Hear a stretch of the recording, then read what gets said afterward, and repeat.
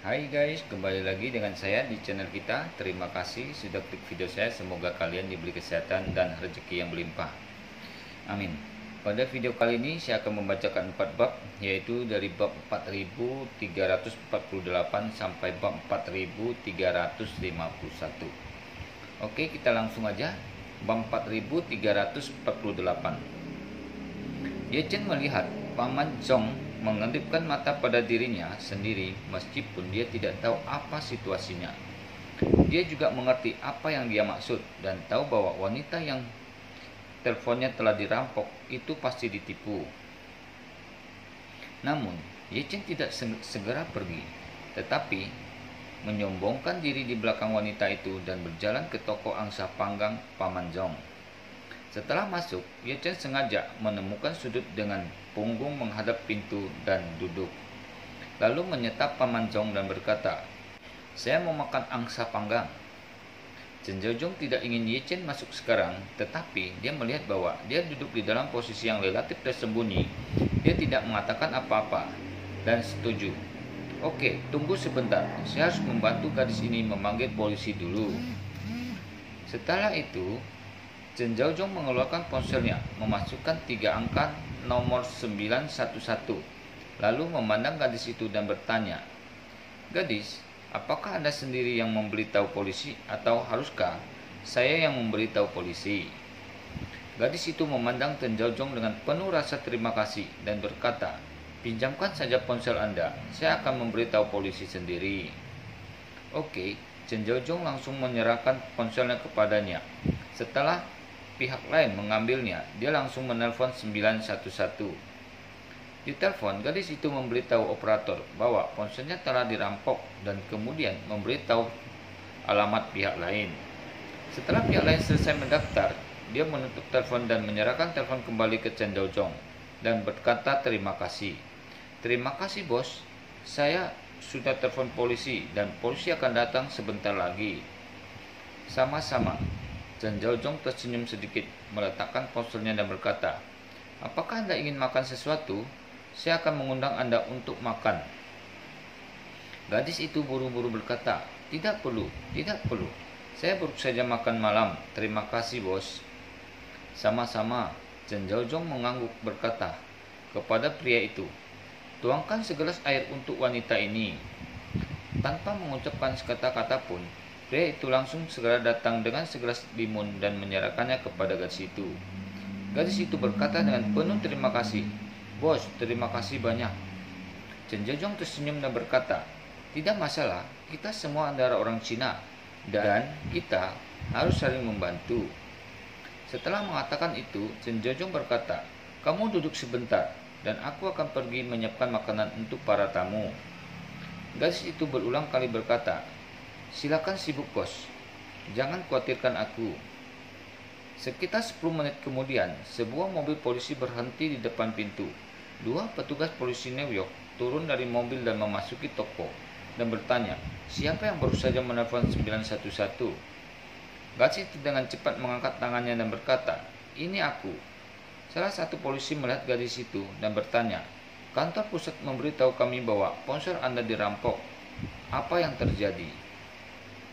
Gadis itu memperkenalkan, "Sekitar 10 menit yang lalu, saya sudah berbicara dengan seorang teman di pintu restoran ini, tetapi tiba-tiba seorang pria datang dan mengambil ponsel saya."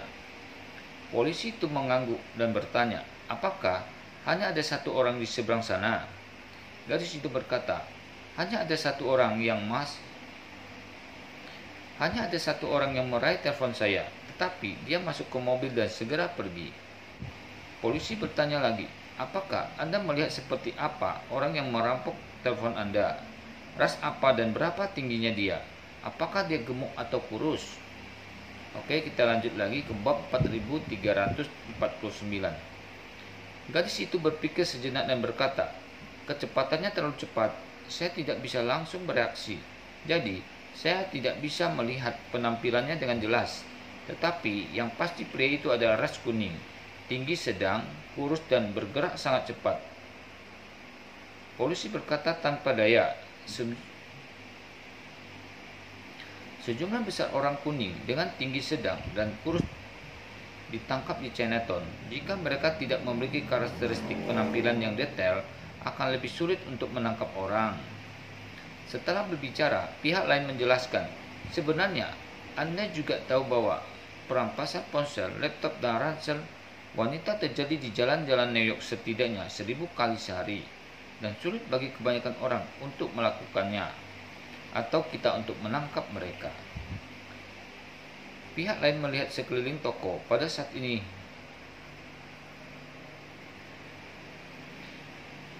Polisi lain melihat sekeliling toko pada saat ini, menunjuk ke salah satu kamera pengintai yang menghadap ke pintu, dan berkata, sejak kejadian itu terjadi di pintu toko, sensor pengawasan itu harus dapat menangkapnya.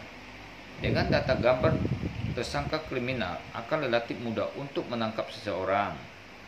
Setelah itu, dia memandang Chen Zhaozong dan berkata dengan serius, "Bos, kami perlu mengambil hard disk di perekam video hard disk Anda dan mengambil video pengawasan untuk membantu menyelesaikan kasus ini." Setelah selesai berbicara dengan Chen Zhaozong, dia segera berkata kepada rekannya, "Kamu pergi dan lepaskan hard disk dan langsung kembali. Dan kami juga akan membawa gadis ini kembali untuk membuat catatan." Oke, pria itu mengaku tanpa ragu dan segera bertanya kepada Chen Zhaozong, "Bos, di mana hard disk sistem pengawasan Anda? Di mana itu?" Chen Zhaozong berkata dengan ekspresi malu, "Petugas, ada perekam video hard disk, tetapi tidak ada hard disk di dalamnya." "Tidak ada hard disk?" Polisi terkemuka itu mengerutkan kening dan bertanya, "Saya melihat bahwa indikator kerja kamera pengintai Anda menyala. Bagaimana mungkin tidak ada hard disk?"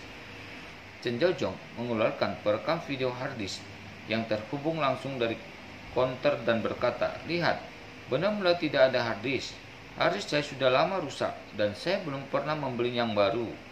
Ini relatif kecil dan tidak ada motif tersembunyi dalam pikiran. Jadi tidak masalah apakah ada video pengawasan atau tidak. Jadi saya tidak mengubahnya, hanya menyalakan kamera, hanya untuk menggertak." Polisi itu dengan cepat berjalan ke arahnya dan menemukan bahwa hard disk DVR itu benar-benar kosong.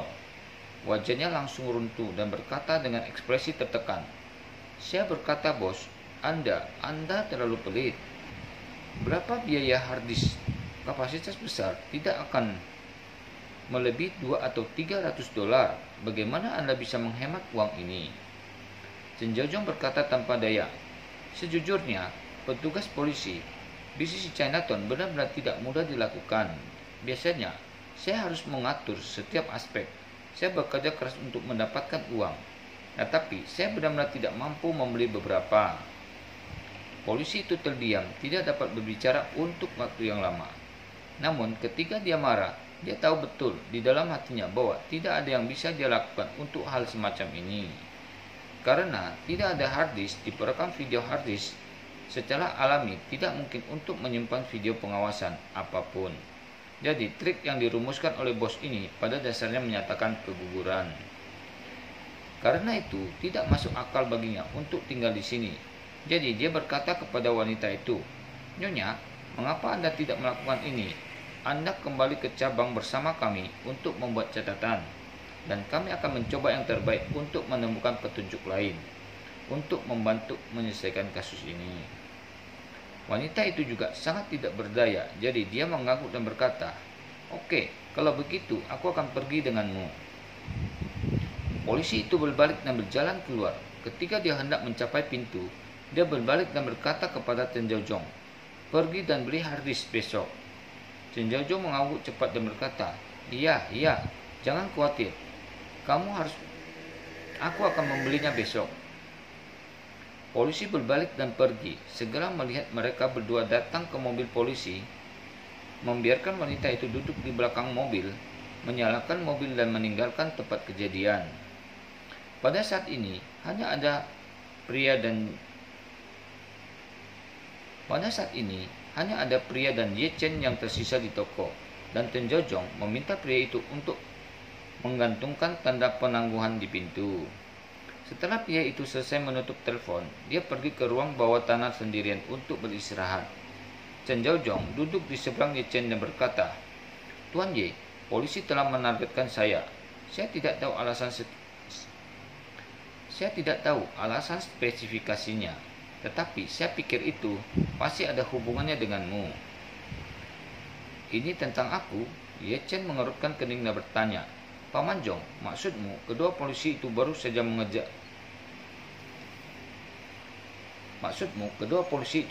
mengejarku. Oke, kita lanjut lagi ke bab 4350. Seharusnya begitu, Chen Jiaozhong berkata dengan sungguh-sungguh.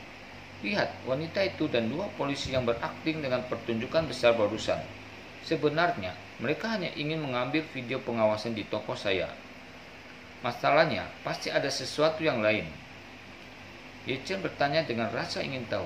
Paman Jong, bagaimana Anda menilai wanita dan dua polisi itu bertindak? Chen Jiaozhong menjelaskan, begitu toko dibuka pagi ini, ada sekelompok orang Cina parubaya di toko. Setelah duduk di toko, mereka tanpa sadar memesan makanan dan kemudian terus menatap 3 kamera pengintai di layar lain pertama saya.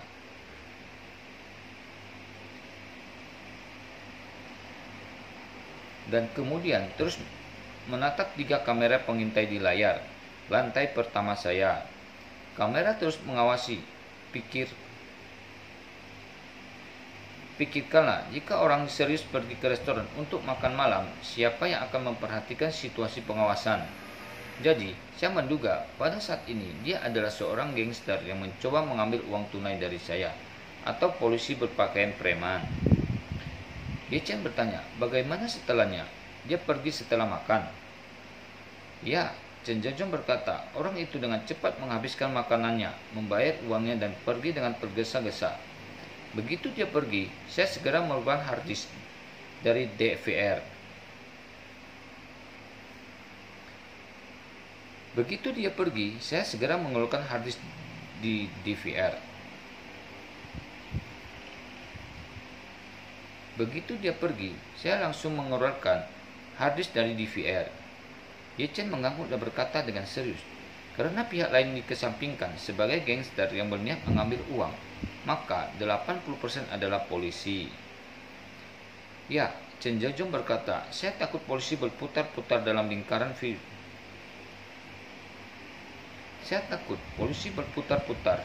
lingkaran besar karena mereka ingin menemukan video pengawasan Anda dan Nonagu. Jadi, saya menghancurkan hard disk terlebih dahulu dan baru saja Anda tiba-tiba membujuk di pintu drama meraih ponsel. Dua hal ini terhubung dan motif pihak lain sangat jelas. Dia pasti mencari kesempatan untuk melepaskan hard disk saya dan kembali untuk menyelidiki. Jadi saya memberi Anda mengedipkan mata dan meminta Anda untuk menjauh dulu. Ye Chen tiba-tiba menyadari dan mau tidak mau bertanya, Paman Jong, sejujurnya jika Anda tidak mengedipkan mata kepada saya benar-benar tidak akan melihat ada yang salah dengan ini. Bagaimana Anda menilainya? Chen Jiaozhong tersenyum sedikit. Skripsi drama mereka bagus, tetapi sutradara dan aktornya masih agak canggung. Terus terang, Anda tidak memperhatikan detailnya, tempat untuk dipakai. Setelah berbicara, Chen Jiaozhong menambahkan, seolah-olah orang mengantar bahwa tidak ada kejahatan yang benar-benar sempurna di dunia ini. Tetapi, menurut saya, meskipun tidak dapat sepenuhnya sempurna, ini relatif sempurna. Selama hati si pembunuh lebih kuat dari kejahatan lain, bahkan jika kejahatannya tidak sepenuhnya sempurna, dia tidak akan ditemukan. Ye Chen mengangguk dengan wajah yang biasa diajarkan dan tidak bisa menahan diri untuk bertanya dengan sangat ingin tahu. Paman Jong, bagaimana kamu mengetahui bahwa ada yang salah dengan wanita ini? Chen Jiaozhong berkata, Anda mungkin tidak tahu banyak tentang ini. Faktanya, di tempat seperti Chinatown, meskipun opini publik beragam dan situasi keseluruhan relatif kacau, umumnya tidak ada orang Cina yang berani menjarah di jalan di sini. Bagaimanapun, semua orang adalah orang Cina dan mudah untuk mengetahuinya. Siapa yang melakukannya? Belum lagi ada beberapa gangster Cina yang bercongkol di pecinan. Mereka mengumumkan biaya perlindungan di wilayah zonasi dan menetapkan banyak aturan. Pencuri kecil biasanya benar-benar tidak berani melakukannya di Chinatown di siang bolong. Jadi wanita ini di siang bolong, dia dirampok di pintu toko saya yang sangat tidak masuk akal, dikombinasi dengan orang-orang yang datang di toko pagi hari. Pada dasarnya saya bisa yakin bahwa dia punya masalah. Selain itu, ada hal lain yang tidak beres, yaitu di tempat seperti Chinatown, ketika ada panggilan polisi, tidak mungkin polisi datang dalam waktu setengah jam. Kali ini, dalam waktu kurang dari 1 jam, bahkan dari 10 menit mereka sudah sampai di sini. Yechen bertanya tanpa alasan. Lokasi Chinatown sangat bagus, dan panggilan polisi tidak datang selama setengah jam. Ya, Chen Jianzhong berkata, di Amerika Serikat, dimanapun Anda banyak etnis Tionghoa atau minoritas, polisi umumnya tidak terlalu peduli. Di satu sisi, ada banyak gengs dan otonomi tingkat tinggi. Polisi umumnya tidak mau terlibat di sisi lain. Alasannya adalah karena tidak ada seorang pun di yurisdiksi yang mensponsori polisi, sehingga pasukan polisi di daerah ini sendiri kecil dan kecepatan respon tentu saja tidak akan terlalu cepat. Setelah berbicara, Chen Jianzhong menambahkan, di bagian Amerika Serikat ini, semuanya berorientasi pasar dan hal yang sama berlaku untuk polisi. Setiap daerah orang kaya di New York memiliki cabang kepolisian New York. Polisi di cabang-cabang itu bukan bertanggung jawab pemerintah kota, tetapi orang kaya. Orang kaya di daerah ramai bertanggung jawab dan mobil yang mereka patroli disumbangkan oleh orang-orang kaya di daerah kaya. Di tempat seperti ini, bukan hanya orang-orang yang bertugas 24 jam sehari, tetapi juga ada yang patroli 24 jam sehari. Di tempat-tempat di mana polisi umumnya tidak terlihat sama sekali. Yechen mengangguk dengan ringan dan menghela napas. Jadi begitu, untuk orang seperti saya, tidak mengerti situasinya, saya tidak bisa melihat sesuai dengan abnormal di sini. Saya tidak bisa melihat sesuatu yang abnormal di sini. Oke, kita lanjut lagi ke bab 4351. Yechen mengagumi kepekaan Chen Jianzhong terhadap detail dan tidak bisa tidak memuji. Saya kira mereka pasti merasa bahwa mereka telah tampil dengan sangat baik, tetapi mereka tidak berpikir bahwa mereka tidak dapat menghindari mata Anda. Chen Jianzhong melambaikan tangannya dan berkata dengan rendah hati, Tuan Muda Ye telah memuji saya dengan sangat buruk. Saya tidak dapat dianggap sebagai mata yang cerdik, tetapi saya telah berada di Chinatown selama bertahun-tahun, dan saya terlalu akrab dengan tempat ini. Jika ada sesuatu yang tidak normal tentang tempat ini, saya segera dapat memperhatikannya. Setelah Chen Jianzhong selesai berbicara, dia tersenyum sedikit dan menambahkan, tidak berlebihan untuk mengatakan bahwa setelah tinggal di satu tempat untuk waktu yang lama, bahkan jika gonggongan anjing di sebelah berubah. Ketika Chen Jianzhong mengatakan ini, dia bertanya kepada Yechen dengan prihatin, Tuan Ye, mengapa polisi mengikuti Anda? Apakah mereka memiliki petunjuk di Istana Wanlong? Istana Wanlong tidak meninggalkan petunjuk apapun, tetapi saya memiliki sesuatu untuk dipikirkan tentang diri saya sendiri. Saya meminta seseorang gadis dengan identitas yang lebih sensitif untuk mengirim kakek dan cucu keluarga Fei ke New York. Saya melakukannya. Aku tidak memikirkannya dengan hati-hati. Aku hanya secara alami meminta gadis itu untuk membawa orang, tetapi mengabaikan petunjuk yang akan dia tinggalkan setelah memasuki negara ini. Setelah berbicara, Yechen berkata, Lialin telah memimpin seseorang untuk memblokir markas besar grup Fei. Untungnya, saya menerima pesan sebelumnya dan membiarkan gadis itu pergi terlebih dahulu. Jika tidak, jika polisi New York benar-benar menemukannya, semuanya akan benar-benar rumit. Tuan Ye, bagaimana situasi sebenarnya? Dapatkah Anda memberitahu saya secara rinci? Yechen tidak menyembunyikan apapun dari Chen Jianzhong. Jadi dia memberitahu Chen Jianzhong tentang seluruh proses, meminta Surori untuk mengawal kakek dan cucu keluarga Fei ke Suria. dan kemudian untuk sementara memintanya untuk mengirim mereka ke New York. Setelah Chen Zheozong mendengarkannya, dia sedikit mengangguk dan berkata, "Masalah ini memang sedikit dipertimbangkan dengan buruk, tetapi dapat dimengerti bahwa Anda telah menanganinya dengan sangat baik secara keseluruhan. Dan itu normal bagi Anda untuk meninggalkan satu atau dua masalah kecil." Berbicara tentang ini, Chen Zheozong menghela napas. Lianin kali ini agak kurang ajar. Jika Anda tidak dapat menemukan siapapun dengan cara yang begitu besar untuk memblokir keluarga Fei, hari ini dia benar-benar akan berakhir. Ya, Chen Zheozong mengangguk dan berkata, "Aku tidak pernah berpikir bahwa dia akan bertindak begitu impulsif."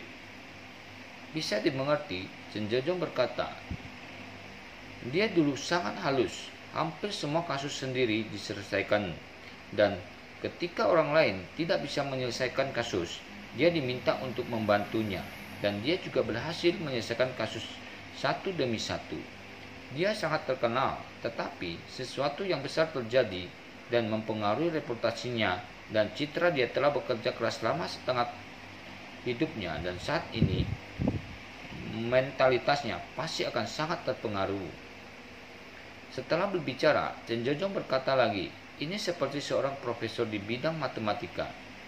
Tidak ada masalah yang tidak dapat membuat dia bingung dalam hidupnya. Dia hanya bisa saja pensiun dengan rekor kemenangan. Tetapi saat ini, dia tidak dapat menyelesaikannya setelah lebih dari selusin masalah berturut-turut. Pasti sulit baginya untuk mengendalikan mentalitasnya dalam situasi ini." Ya, Ye Chen mengangguk setuju dan berkata, "Masalah ini memang sangat tidak adil baginya." Chen Zheozong tersenyum sedikit dan berkata, "Waktu juga tidak adil. Tidak semua orang bisa berjalan mulus. Akan selalu ada beberapa kemunduran. Ini hanya masalah waktu." Setelah itu, dia bertanya kepada Ye Chen, "Tuan Ye, karena Anda mengatakan bahwa Istana Wanong tidak mengungkapkan petunjuk apapun tentang Anda, mengapa polisi menemukan saya di sini?" Ye Chen memikirkannya dan berkata, "Seharusnya karena pamanku." Oke, sampai di sini dulu video kali ini. Terima kasih telah mengikuti video saya. Saya mohon maaf penyampaiannya kurang bagus. Dan sampai ketemu lagi di video berikutnya. See you.